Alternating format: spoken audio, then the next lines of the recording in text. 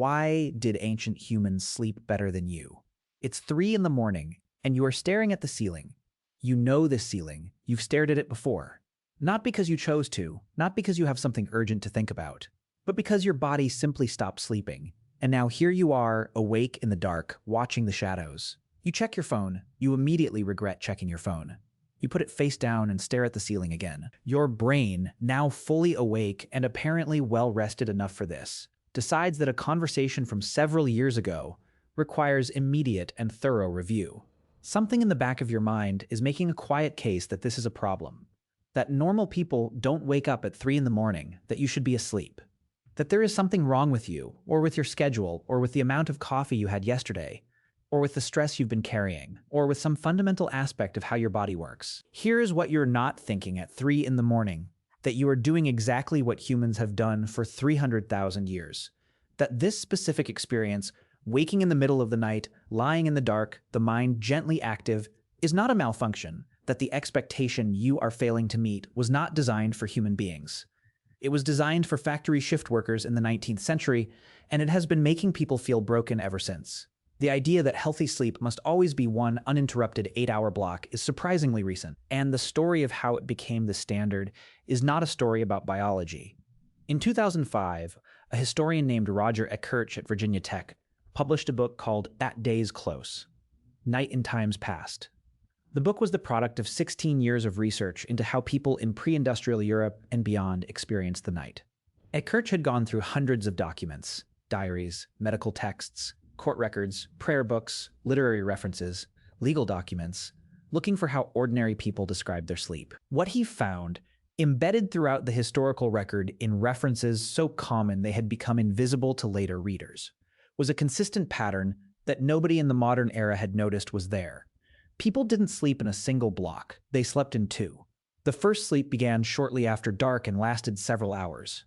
Then people woke up. Not by accident, not because something disturbed them, but naturally, routinely, as a regular and expected part of the night.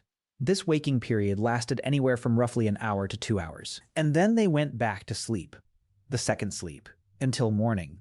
The language was everywhere once Eckhurch started looking for it. Medieval English documents referred to the first sleep and the second sleep as casually as we would refer to breakfast and lunch. A character in Chaucer wakes between first and second sleep and begins to think. A medical text from the 16th century advises that the best time for certain activities is after the first sleep. A legal document from 15th century England records a witness describing what they were doing between sleeps. A French physician writing in 1555 instructed that during the first sleep, the natural heat retreats inward to digest the food, and during the second sleep, it disperses outward again to nourish the limbs. He was wrong about the mechanism and completely accurate about the pattern. Homer references it. African travel documents from European explorers describe it in populations they observe. Indigenous American accounts include it. Court records across centuries contain it. When Eckhurch tallied up his sources, he had found references to biphasic sleep in more than 500 historical documents, spanning more than 1,000 years of history across multiple continents. Not one culture, not one era, a pattern documented across a wide range of pre-industrial human societies. Described in language that treated it as so obvious it needed no explanation. The way we don't explain what breakfast is when we mention it.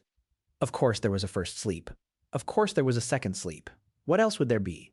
The answer to that question, what else would there be, arrived in the 19th century. But before we get there, we need to understand what people actually did during the hours between sleeps, because this is the part that most changes what 3 in the morning means. The waking period between first and second sleep was not experienced as insomnia.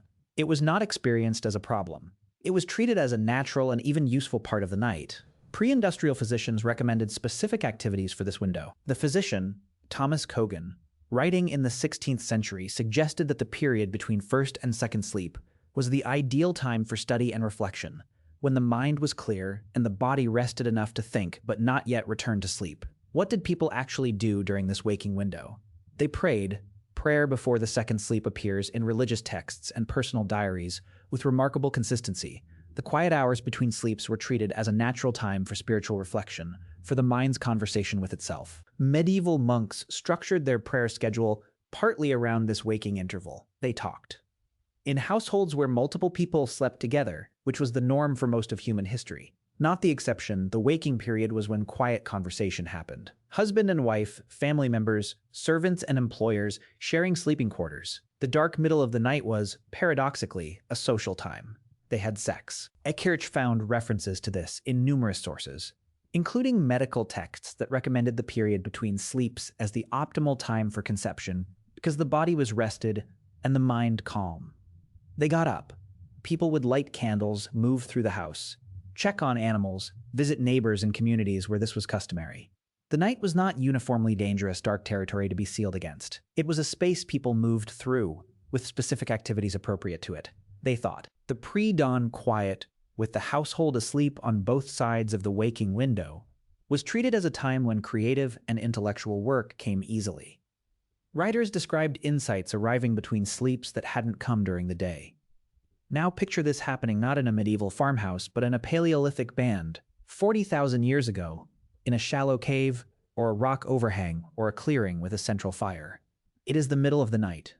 The fire has burned down to a steady low glow. Most of the group is breathing in the slow rhythm of deep sleep, but not everyone. An older woman is awake. She has been awake for some time, in the specific alert but calm state of the waking interval. She is not worried about being awake. She has been waking at this hour for decades. She uses the quiet to think, to review what she knows about the terrain the group will move through tomorrow, to turn over a problem about a child who has been unwell, to watch the darkness outside the firelight with the particular attention that comes naturally in this window between sleeps. She knows the shapes of the night, sounds well enough that anything wrong will announce itself.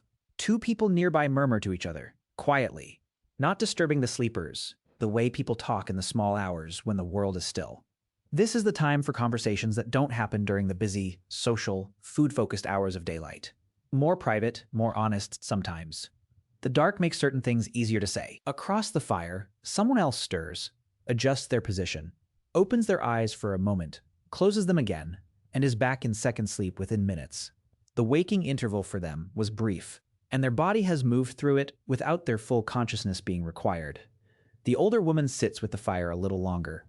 Then she lies down. Sleep comes back, as it always does, as it has always done, as the body always intended it to. Nobody in this group will ever experience what you are experiencing at 3 in the morning in a lit apartment in the 21st century.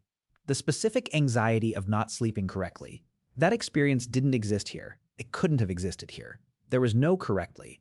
There was just the night, and the body, and the rhythm the body had always run. In 1992, Ver's team ran an experiment in which participants spent 14 hours in darkness each day for a month. No artificial light after sunset. Just the natural dark of a winter night. For the first 3 weeks, the participants slept for extended periods, catching up on what Ver interpreted as a significant accumulated sleep deficit that most modern people carry without knowing it. Then, in the 4th week, something shifted. The participants settled into a stable pattern. They slept for about 4 hours. They woke up for 1 to 2 hours. They slept for another 4 hours, spontaneously, without being told this was possible, without historical knowledge of biphasic sleep as a pattern, when given conditions close to what human beings experienced before artificial light. They reproduced the pattern that Eckhart had found documented in pre-industrial records across centuries. Ver measured their prolactin levels during the waking interval. Prolactin is a hormone associated with states of calm, relaxed wakefulness, the kind of mental state that meditation produces. During the waking period between first and second sleep, prolactin levels were significantly elevated. The participants described the experience as deeply restful, not anxious, not frustrating, quiet. This is the opposite of how most people experience waking at 3 in the morning today. Now consider a different question. How long did ancient humans actually sleep in total? The assumption embedded in most modern sleep advice, that healthy adults need 8 hours, has been treated as biological fact for so long that it rarely gets challenged. But it is not derived from observations of human beings living in conditions close to their ancestral environment. It is derived from studies of people living in industrial and post-industrial societies with artificial light, irregular schedules, and significant accumulated sleep debt. Jerome Siegel at UCLA wanted to see what sleep actually looked like in populations with minimal exposure to artificial light and regular daily rhythms. He and his colleagues spent years measuring the sleep patterns of 3 traditional groups: the Hadza of Tanzania, the San of Namibia, and the Tsimane of Bolivia. 3 populations living without electricity, with natural light determining the rhythm of the day. The results, published in 2015, were striking. These populations slept on average between 6.5 and 7 hours per night, not 8, not 9, closer to 6.5. They fell asleep several hours after sunset, not immediately when darkness arrived. They woke before or around sunrise. They did not nap during the day in most cases. They also showed essentially no insomnia. In the hundreds of nights of data Siegel's team collected, sleep onset insomnia, the inability to fall asleep, was extremely rare. There was no evidence of the chronic sleep disruption that is now so prevalent in industrialized populations that entire medical subspecialties and pharmaceutical industries have grown up around treating it. The sleep these populations had was efficient, well-timed to the body's natural rhythms, and largely uninterrupted from first sleep through to morning, which raises an interesting question about the biphasic pattern Ekirch documented. Siegel's subjects weren't showing the pronounced two-phase structure. Ware's experiment produced. The difference may lie in the duration of darkness exposure. In Ware's experiment, participants spent 14 hours in darkness, roughly approximating a long winter night. Siegel's populations in equatorial and near-equatorial environments experienced approximately 12 hours of darkness. And the biphasic pattern, while possibly present in attenuated form, was less pronounced. The common thread: these populations were getting the sleep their bodies were designed for, not the sleep their schedules permitted. The sleep their circadian systems, calibrated across hundreds of thousands of years, were built to produce. Siegel's team also found something else that illuminates the group structure of ancient sleep. The 3 populations had significantly different individual sleep timing patterns within each group. Some people naturally tended toward earlier sleep and earlier waking, what chronobiologists now call the morning chronotype, colloquially the lark. Others tended toward later sleep and later waking, the evening chronotype, the owl. The full spread of natural sleep timing across any given group meant that at any given hour of the night, at least 1 or 2 people were likely to be in lighter sleep or quietly awake. This is not coincidence. David Sampson at the University of Toronto published research in 2017 examining what he called the sentinel hypothesis, the proposal that variation in sleep timing across hunter-gatherer groups provides natural, continuous coverage against nocturnal threats without anyone having to formally organize a watch. Everyone sleeps when their body naturally sleeps. The variation in natural timing, the larks going to sleep and waking earlier, the owls staying up later and waking later, means that the group as a whole is never simultaneously in its deepest, least responsive sleep. Sampson and his colleagues measured this directly in a Hadza community, tracking when individuals were awake or in light sleep throughout the night. They found that over a period of several weeks, there were only 18 minutes total in which all observed individuals were simultaneously in deep sleep. 18 minutes out of thousands of hours of night. The person in your family who keeps different hours from everyone else. The one who's always up late while others are already asleep or awake before anyone else stirs. They may be running the oldest security system the human species has, not a dysfunction, a feature that predates any formal understanding of why it exists. Now consider what happened to all of this when the sun stopped being the only light source. Thomas Edison invented a commercially viable electric light bulb in 1879. He was also, by his own account, someone who believed sleep was largely a waste of time. He reportedly slept 4 to 5 hours a night and described the need for more sleep as a sign of laziness, which is a remarkable piece of advice from a man who was, by modern sleep science standards, severely impaired for most of his working life. The irony being that some of his most famous inventions, including the light bulb itself, were developed by a brain running significantly below its optimal capacity. He reportedly slept 4 to 5 hours a night and described the need for more sleep as a sign of weakness, an opinion he expressed publicly and at some length. He was, in the judgment of most sleep researchers, chronically sleep-deprived for most of his adult life, which is interesting context for the fact that the technology he invented has made chronic sleep deprivation the default condition for most of the developed world. Within decades of Edison's invention, artificial light had transformed the evening hours from a space governed by darkness and the natural wind-down of the circadian system into an extension of the daytime, bright, active, available for productivity and entertainment, and the same kinds of stimulation that the body had previously been protected from after sunset. The circadian system, the internal biological clock that regulates sleep, hormone release, body temperature, and dozens of other physiological processes over a 24-hour cycle, is calibrated primarily by light. The pineal gland produces melatonin in response to darkness. Melatonin is the chemical signal that tells the body it is night. Begin the physiological transition towards sleep. Reduce core body temperature. Slow metabolic rate. Move toward the quiet of rest. Artificial light suppresses this signal. Not subtly, significantly. The blue wavelength light that modern LED screens and energy-efficient bulbs emit in abundance is particularly effective at telling the pineal gland that it is still daytime. The body waits for darkness that doesn't come. Melatonin is delayed. Sleep is delayed. And when sleep finally arrives, it comes later than the body's natural timing would produce. But the alarm clock arrives at a fixed time regardless, a time set not by biology but by employment schedules inherited from industrial-era factory shift work. The result is that most people in industrialized societies are getting less sleep than their bodies are designed for, going to sleep later than their circadian systems would choose, waking earlier than their sleep cycles have completed, and doing this repeatedly over years in a way that produces a chronic, accumulating deficit. Kirch's research traces the specific moment when the two-phase sleep pattern collapsed.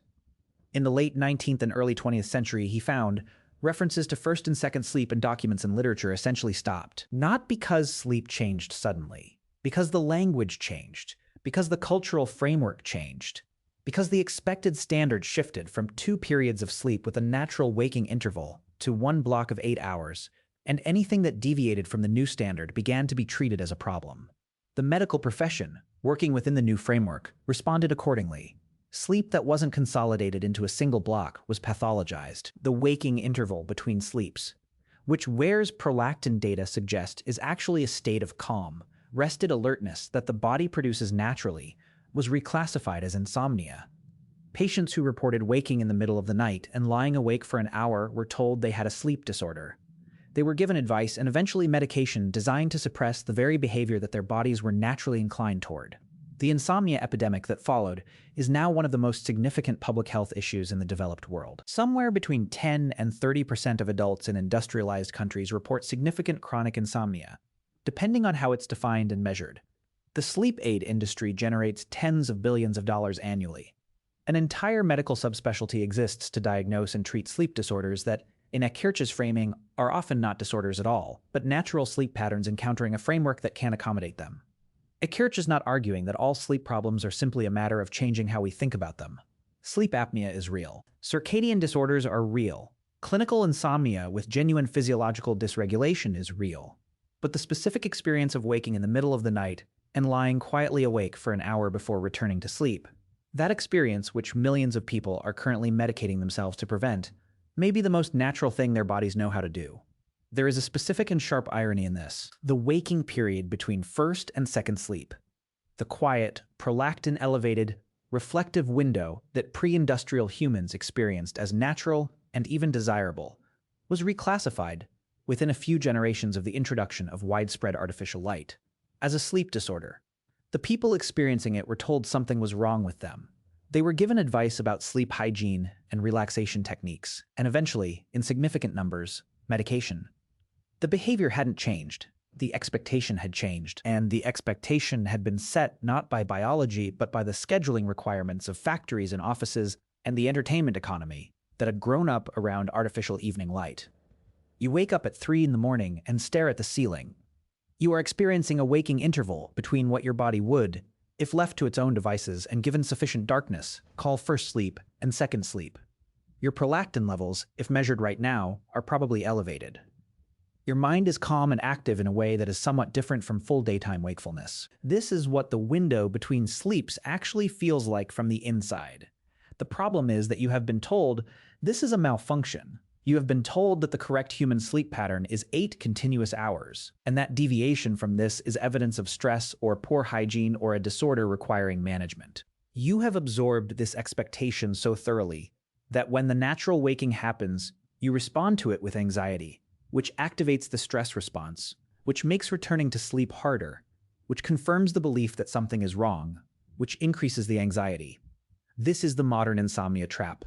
Not the waking itself, the interpretation of the waking, the story that the waking is a problem rather than a feature. What did people do before the story changed? They lay in the dark and let their minds move. They spoke quietly to whoever was nearby. They prayed or reflected or planned or simply existed in the specific quality of attention that arrives in the small hours when everything else is still. They got up if they wanted to. They went back to sleep. When sleep returned, which it did, because the body knows what it's doing, because it has always known what it's doing, because it was doing this for hundreds of thousands of years before anyone told it that it was wrong. Go back to the ceiling. You've been lying here for 40 minutes. The anxiety about not sleeping has been more exhausting than the wakefulness itself. You've been calculating how many hours remain before the alarm, which makes it worse. What if instead of that you tried something different? What if you treated the next hour the way your ancestors treated it? Not as a failure to sleep, but as a different kind of rest. Not as something to fix, but as something to inhabit. The mind moving quietly in the dark. The house still. The specific quality of awareness that doesn't happen any other time. You are not broken. The night isn't broken. The expectation is broken. Sleep will come back. It always did.